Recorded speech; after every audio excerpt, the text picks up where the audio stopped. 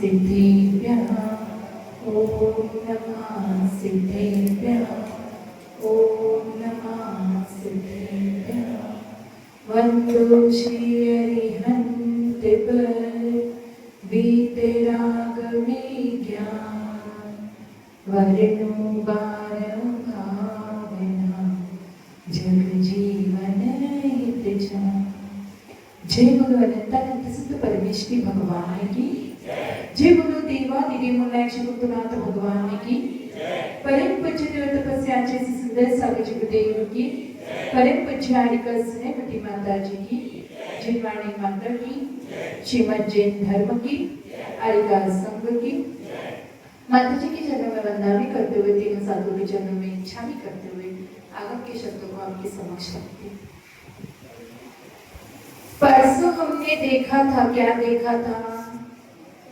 संसार भावना, जिसमें हमने जाना था कि कोई तन से दुखी, कोई मन से दुखी, कोई तन दुखी, कोई मन दुखी, थोड़े थोड़े सब दुखी, सुखी राम का दास। सब दुखी है, कोई तन से, कोई धन के अभाव में, कोई मन से दुखी है।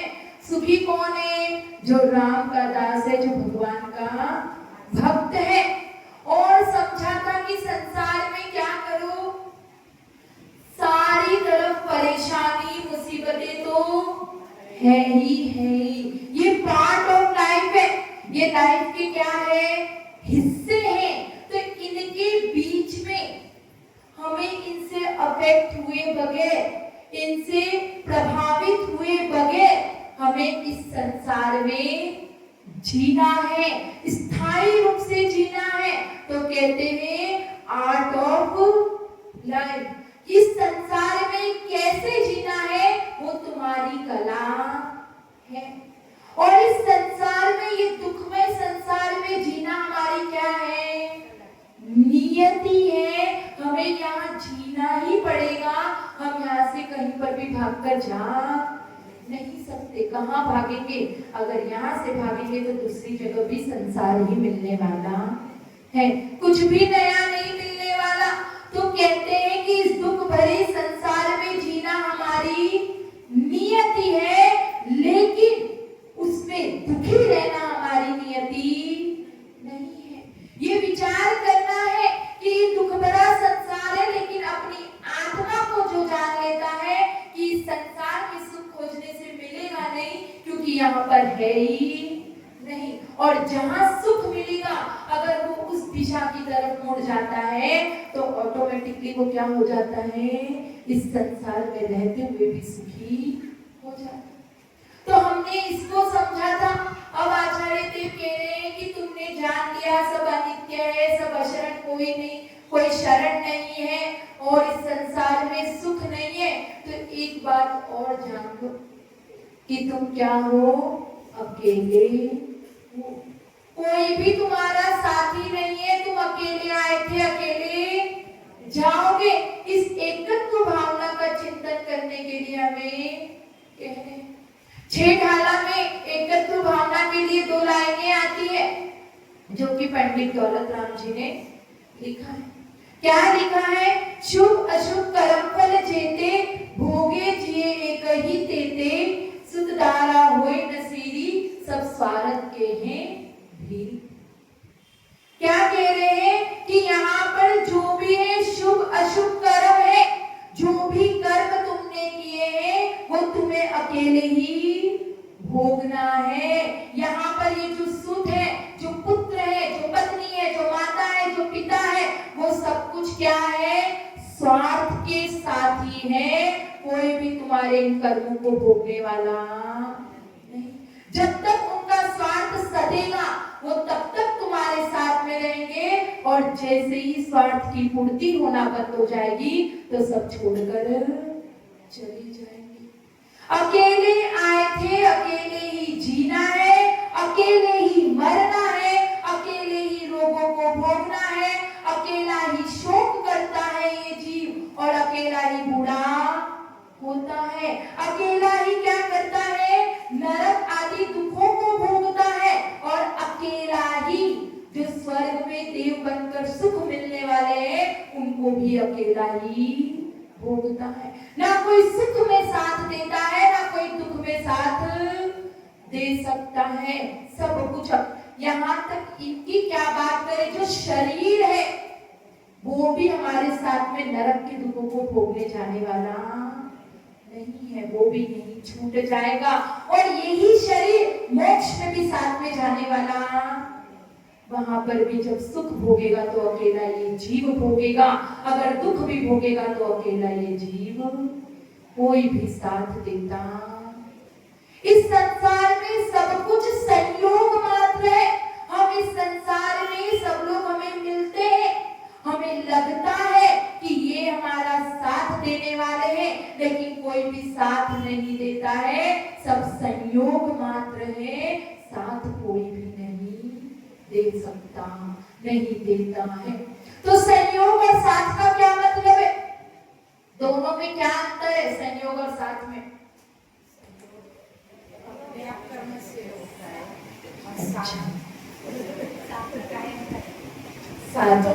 हाँ, ये सही है। जो संयोग होता है वो तो क्या है, टेम्पररी होता है, कुछ समय के लिए होता है, कुछ क्षण के लिए होता है और फिर वो छूट जाता है। लेकिन जो साथ होता है वो परमानेंट बना रहता है, वो कभी भी छूटता नहीं है, वो हमारे साथ में ही जाता है। तो जो हमें ये पुत्र मित्र शरीर पिता सब मिले हैं, वो तो सब कुछ यहाँ पे संयोग मात्र है। लेकिन जब हम साथ की बात करते हैं तो ये जो नीच का ज्ञान दर्शन वैभव है, जो नीच की चेतन आत्मा है, जो नीच का स्वभाव है, वही हमारे साथ में जाता है। जो ये कर्म शुभ अशुभ कर्म हमने किए हैं, जो पुण्य पाप हमने किया है, वही हमारे साथ में इस गति से दूसरी गति में जाता है और कोई भी हमारे साथ में जाता। आचार्य देव कहते हैं कि अपन क्या करते हैं, हम खुद भी महसूस करते हैं। हमें संसार में रहते हुए भी कभी कभी ऐसा महसूस होता है। क्या महसूस होता है कि हम अकेले, हमारे साथ में कोई भी नहीं। बहुत बार महसूस होता है, बहुत बार रियलाइजेशन करते हैं, लेकिन वो रियलाइजेशन हम मिथ्या ही करते हैं। कभी भी सम्यक् की तरफ नहीं जाते, कभी उस तरीके से विचार नहीं करते जो हमारा धर्म हमसे कहता है। हम पहले विद्वेष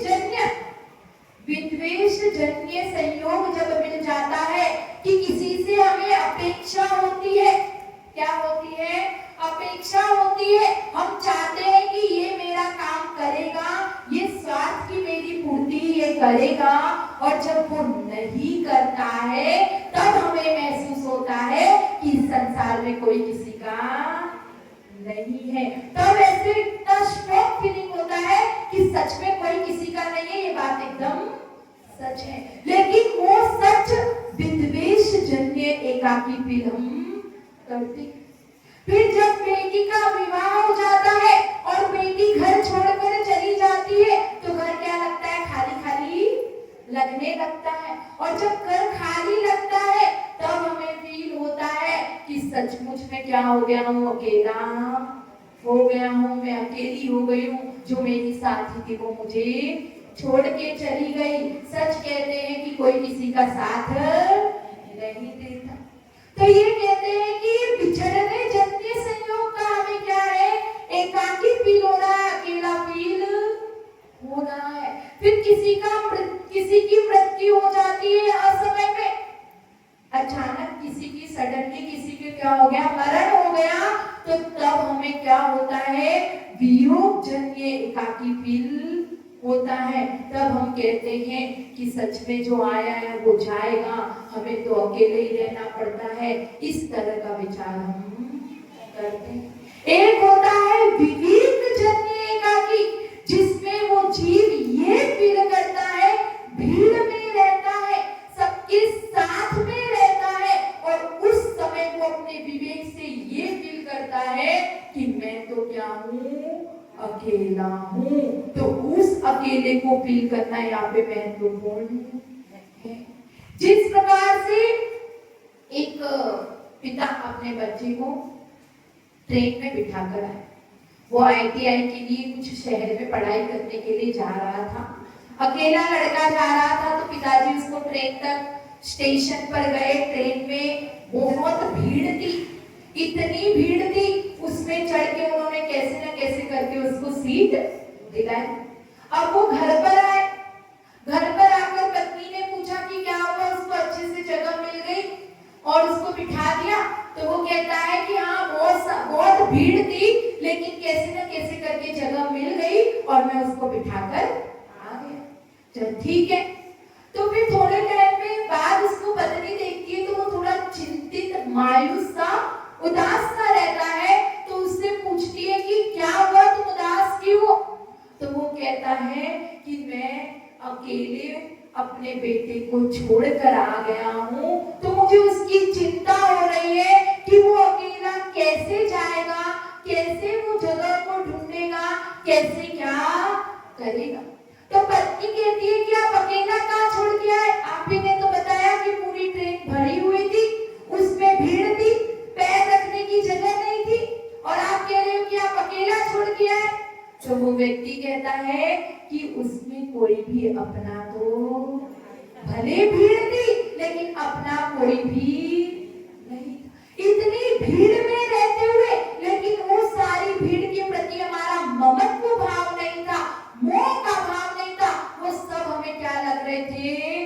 पराये लग रहे थे। और इतनी भीड़ में रहते हुए भी वो अपने पुत्र को अकेला महसूस कर रहा था। हम भी जब अनजानों के बीच में रहते हैं, परायों के बीच में रहते हैं, कोई अपना नहीं मिलता है, तो हम इतनी भीड़ में रह रहे होते हैं, लेकिन फिर भी खुद को अकेला ही महसूस करते हैं। तो वही महसूस हमें यहाँ पर करना है। इस संसार में रहते हुए भी हमें ये विचार करना है कि मैं अकेला हूँ और अकेला आया हूँ, अकेला जाऊंगा। ये सब मेरे साथी तो बन सकते हैं, लेकिन मेरा साथ दे नहीं सकते। देखो, 4 प्रकार की सिचुएशन है। पहली सिचुएशन है साथ देते नहीं है। दूसरी सिचुएशन है कोई साथ कोई देने वाला नहीं है। तीसरी सिचुएशन है कोई साथ नहीं दे सकता। चौथी सिचुएशन है कि मुझे कोई साथ चाहिए ही नहीं। समझ आया? साथ देते नहीं है, साथ देने वाला नहीं है, साथ दे नहीं सकता और साथ चाहिए। पहला जो सिचुएशन है कि साथ देते नहीं है, तो कहते हैं कि हम जब कोई हमारे को क्या शिकायत रहती है कि कोई साथ देने वाला नहीं है, बेटा भी साथ नहीं देता, बहू भी मेरा साथ नहीं देती है, मैं अकेली हो गई हूँ। सच कहते हैं कि संसार में कोई किसी का साथ नहीं देता है। इस तरीके से हम शिकायत करते हैं। कोई हमारी अपेक्षा, हमारी एक्सपेक्टेशंस पे खड़ा नहीं उतर पाता, तो हम उसकी शिकायत करने लगते हैं, हम परेशानी का ढिंढोरा करने लगते हैं कि कोई साथ देता नहीं। तो इसमें शिकायत है। फिर दूसरी सिचुएशन है कि साथ देने वाला नहीं है। कोई अकेला व्यक्ति हो, जिसका कोई साथी ना हो, वो अकेला रह गया हो, माँ बाप भी चले गए हो, पत्नी भी कम उम्र में छोड़कर चली गई और पुत्र बेटी कोई भी नहीं है, तो अब उसको क्या लगता है कि अब साथ देने वाला कोई नहीं, मेरे को ये पूरी जिंदगी अकेले काटनी है, पूरे जीवन भर मुझे वैसे ही अकेला रहना है। इस तरह का वो फील करने, अकेलापन फील करने लगता है। तो तब ये विचार करता है, तब वो क्या होता है, उसकी बेबसी होती है, लाचारी होती है, वो अकेलापन उसमें महसूस करता है। तो आचार्य देव कहते हैं कि ये दोनों ही चीजें क्या है, छोड़ने योग्य है। ये इन पे अपन को अफेक्ट नहीं होना है। एक तीसरी सिचुएशन बताते हैं कि साथ नहीं दे सकता। अब हमें बहुत बुखार है, मानो सिर दर्द हो रहा है, बहुत तकलीफ हो रही है, तो क्या है, अब बताओ, सामने वाला अपना जो साथी, अपने माता है, पिता है, बेटा, वो सब अपना इलाज करने का ट्राई करते हैं। हमें दवाई दे सकते हैं, हमारा इलाज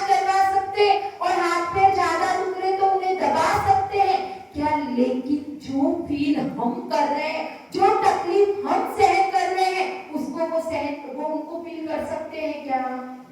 जो दर्द हमें हो रहा है वो दर्द उसको हो सकता है क्या? तो वो तकलीफ, वो परेशानी, वो जो बीमारी है वो हमें खुद को ही भोगना। वो कितनी भी कोशिश करे लेकिन वो कुछ कर ही नहीं सकता। तो जब ये बात हमारे दिमाग में बैठ जाती है, जब इस सत्य से हम अवगत हो जाते हैं कि ये करना तो चाहता है पर दे नहीं सकता, तब हम क्या हो जाते हैं? शांत हो जाते हैं। हमें किसी से कोई शिकायत ही नहीं होती, ये बेचारा क्या करे, ये कुछ कर। और यही सच्चाई है कि कितना भी कर लो कोई भी कुछ कर ही नहीं सकता। इसमें एक कहानी जो आप लोगों ने सुनी भी होगी शायद, बहुत ही सुनाते हैं सब। एक साधु महाराज बहुत कम एज में मुनिराज थे, बहुत कम उम्र में वो क्या करते हैं, दीक्षा को धारण कर लेते हैं। तो वहां से एक राजा सम्राट जंगल से गुजर रहा था और वहां से जब वो जा रहा था तो वहां पे अपने परिकर के साथ में वो साधु महाराज को, मुनिराज को देखता है और मुनिराज को देखकर उनके चरणों में नतमस्तक होता है। उनसे कहता है कि आप इतनी कम उम्र में मुनिराज क्यों बन गए, कैसे बन गए, क्या परेशानी आ गई? तो वो जो मुनिराज होते हैं उनका कायोत्सर्ग पूरा हो चुका था, तो वो वापस अपने नॉर्मल में आते हैं और वो कहते हैं कि राजन, मैंने दीक्षा इसलिए ले ली क्योंकि मैंने क्या फील किया था कि इस संसार में मेरा कोई भी नहीं है, मैं अनाथ हूँ। तो वो राजा कहता है कि आप अनाथ कैसे, मेरे रहते हुए आप अनाथ कैसे?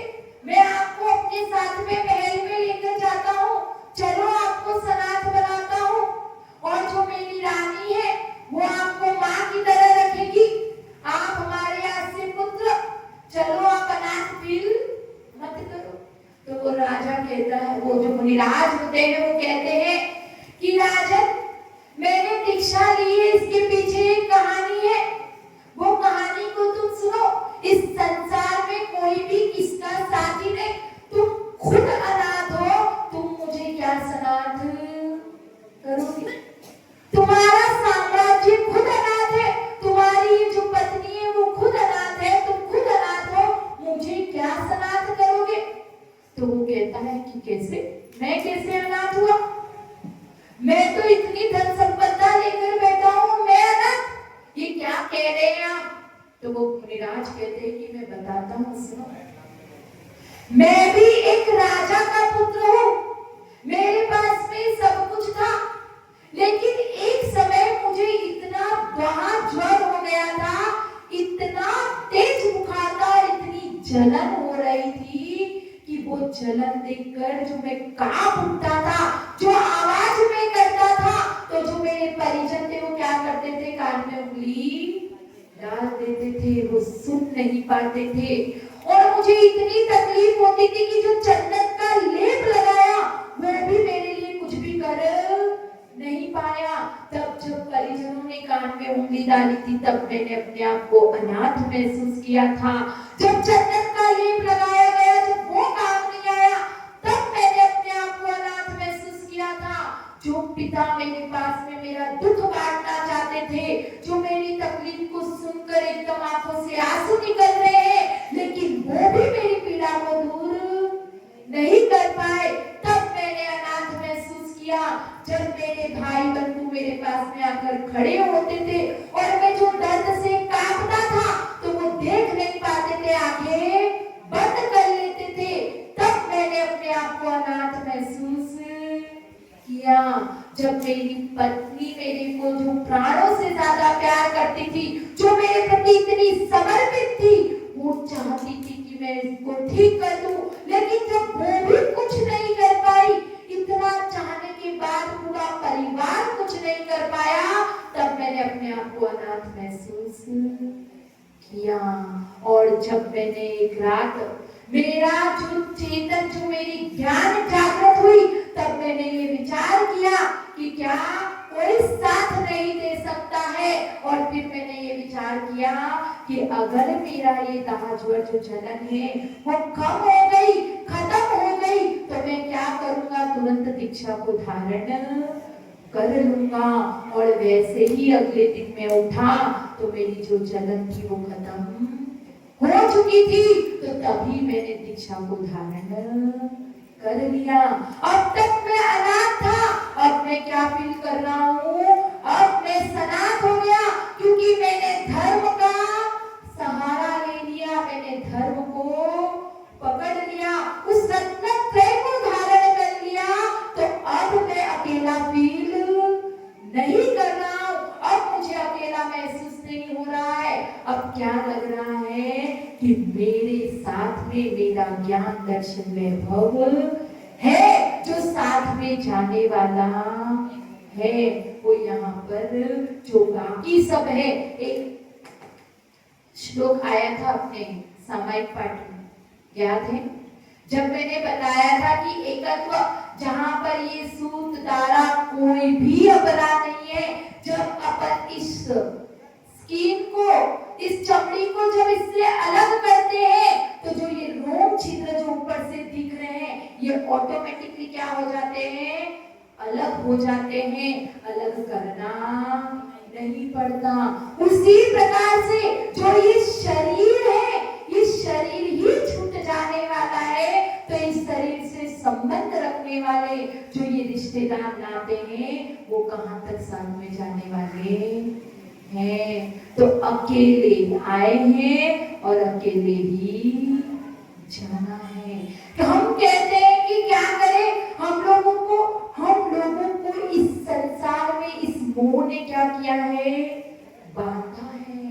ये जो शरीर में हम कल्पना करते हैं कि ये जो शरीर हमारी क्या करती है, इस शरीर को ही हम अपना, ये शरीर ही मैं हूँ, इस तरह का विचार हम करने लगते हैं। हम ये नहीं सोचते कि ये शरीर मैं नहीं हूँ, इसके अंदर जो ये आत्मा है ये मैं हूँ।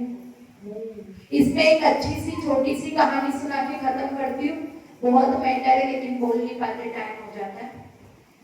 तो एक ऊंट की कहानी है। एक ऊंट, जहां पर एक जो सार्थवा नाम का व्यक्ति था, एक ऊंटों का जो मालिक था, वो क्या कर रहा था, बहुत पुरानी कहानी है। तो वो ऊंट क्या ऊंटों को लेकर जा रहा था। अब एक गांव से दूसरे गांव लेकर जा रहा था, तो वहां पर क्या हुआ, बीच में उसको कहीं पर रुकना पड़ा। तो एक अच्छा काफिला, एक बड़ी सी जगह मिली थी जहां वो ऊंटों को रुका सकता था। अब वो अपने साथ में रस्सी और खूंटी लेकर चला था। अब रस्सी खूंटी लेकर चला तो क्या हुआ, सब एक एक ऊंट को बांधने लगा। अब एक ऊंट के लिए उसको रस्सी और खूंटी क्या हो गई, कम पड़ गई। अब वो सोचे कि मैं कैसे इस ऊंट को बांधूं, अगर मैं नहीं बांधूंगा तो अनजान जगह है, ये ऊंट कहीं पर भी चला जाएगा, तो क्या किया जाए। ऐसा विचार वो कर रहा था, और विचार करते करते वो वहां पर जो उस जगह का मालिक था उसके पास में पहुंचा और उससे कहता है कि मुझे रस्सी और खूंट दे दो, मुझे एक ऊंट को बांधना है। अब वो व्यक्ति इतना गरीब था, उसके पास में कुछ था नहीं, तो बड़ा बुजुर्ग भी था। अब उसने उसको क्या बोला कि तुम अपने ऊंट को इस तरीके से बांध लो। तो उसको समझ नहीं आया। अब वो उसके साथ में गया और उसने क्या किया, जो बुजुर्ग आदमी था उसने इशारे से खिल्ली जो खूंट था उसको ठोका और जमीन पे लगा। कुछ रियल में नहीं था, वैसा इशारा किया, ऊंट ये सब कुछ देख रहा था और उसके गले में वो रस्सी को ऐसे करके डाल दिया। अब वो क्या हो गया, ऊंट बंध गया। अब वो व्यक्ति कहता है कि तुम आराम से सो जाओ, तुम्हारा ये ऊंट कहीं पर भी जाएगा नहीं, ये बंध चुका है। अब वो जो मालिक था उसको थोड़ा अजीब लगा, पर ठीक है। अब जब सुबह हुई तो उसने वही देखा। क्या देखा कि ऊंट वैसा का वैसा बंधा हुआ है। अब क्या हुआ, उसने सारे ऊंटों को खोला और सबको खड़ा, सब ऊंटों को खोलने से वो ऑटोमेटिकली सारे ऊंट खड़े हो गए, लेकिन जो ये ऊंट था वो खड़ा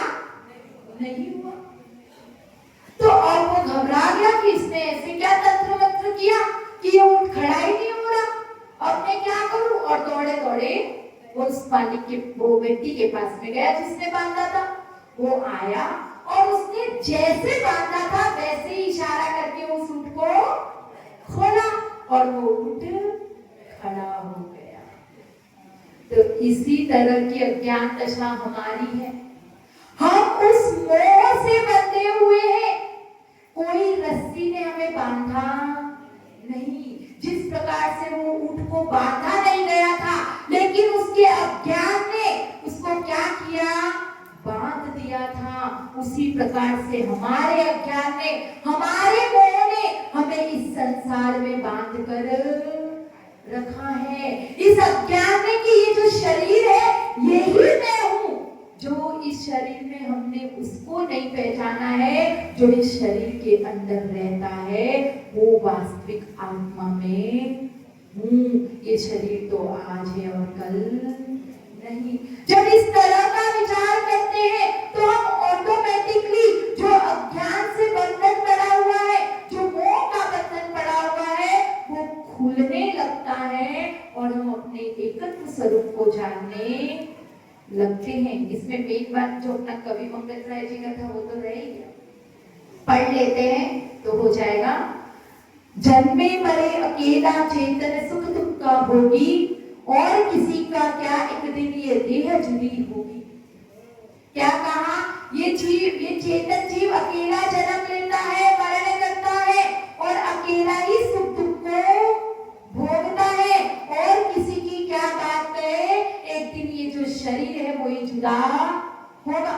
फिर कह रहे हैं, कमला चरण न पेंद जाए मरघट तक परिवारा, अपने अपने सुख को रोवे पिता पुत्र दारा। जो स्त्री होती है, अगर मरण होता है तो जो स्त्री, जो महिला होती है वो दरवाजे तक आती है, और जो परिवार होता है वो मरघट तक आता है, इसके आगे नहीं। अपने अपने स्वार्थ को रोवे, सब अपने अपने स्वार्थ को रोते हैं। अगर पत्नी कम उम्र में चली जाए तो पति कहता है कि अब मुझे भोजन कौन कराएगा, अब मेरी देखभाल कौन करेगा, मेरे कपड़े कौन धोएगा, मेरे को टाइम पे भोजन कौन खिलाएगा। ये सारी चिंता उसको सताती है, इसलिए वो रोता है। अगर पति चला जाए तो पत्नी ये बोलकर रोती है कि मुझे सारी वस्तुएं लाकर देते थे, मैं जो मांगती थी वो लाकर देते थे, अब मुझे कौन लाकर देगा। तो अपने अपने स्वार्थ को रोवे पिता पुत्र दारा। फिर कह रहे, जो मेले में पंथी जन मिल ने अधरे फिरते, जो दरबार पे रेड़ बसेरा पंछी आकर से। जिस प्रकार से मेला लगता है, उस मेले में क्या होता है, सब लोग इकट्ठा होते हैं और शाम को मेला खत्म हो जाता है तो सब लोग अपने अपने चले जाते हैं। जिस प्रकार से एक वृक्ष पर पंछी आकर रात को बैठते हैं, जमा होते हैं, और जैसे ही सवेरा होता है तो सब अपनी अपनी दिशा में उड़कर चले जाते हैं। फिर कह रहे हैं, कोस कोई दो को कोस कोई दो को कोस कोई उड़ फिर थक आरे, जाए अकेला हंस संग में कोई न पर मारे। क्या कह रहे, कोई दो कोस, कोई कोस भर साथ में चल लेता है, फिर क्या करते हैं, थक थक कर सब अपने अपने चले जाते हैं, कोई भी साथ में चलता नहीं है। हंस को अकेले ही चलना पड़ता है, कोई भी साथ में चलता नहीं है। तो इस तरह का एकाकी जीवन, सबके बीच में रहो, लेकिन ऐसा नहीं करना कि हमें किसी का कुछ नहीं करना, हम तो हमारे अकेले का ही सब कुछ करेंगे। नहीं, सबके बीच में रहना है, सबका भला करना है, सबका उपकार करना है, लेकिन बदले में ये अपेक्षा नहीं करनी कि ये भी मेरा भला करे, क्योंकि कोई किसी का साथ दे ही नहीं सकता। हमारे पास में ज्ञान है, व्यवहार निभाना है। आचार्य देव कहते हैं कि जब आप आंखें बंद करके सामायिक में बैठ जाओ, तब ये विचार करो कि मैं अकेला हूँ, मेरा कोई भी नहीं है। लेकिन जैसे ही आंखें खोलो, सबके बीच में बैठो, तब ये विचार करो कि ये